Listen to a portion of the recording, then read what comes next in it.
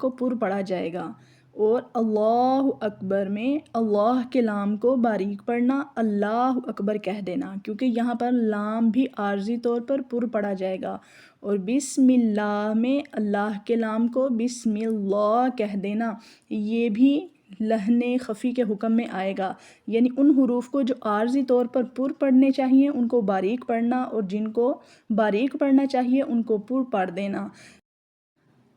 اب بات کرتے ہیں نون ساکن اور تنوین کے قاعدے کی۔ یہاں پر جہاں اخفا ہونا چاہیے وہاں اخفا نہ کرنا بھی غلطی ہے، اور جہاں پر اخفا نہیں ہوتا وہاں پر اخفا کرنا بھی غلطی ہے۔ جیسے یہاں پر آنتا میں اخفا ہوگا، لیکن اگر ہم اس کو آنتا پڑھ دیں گے تو یہ لحن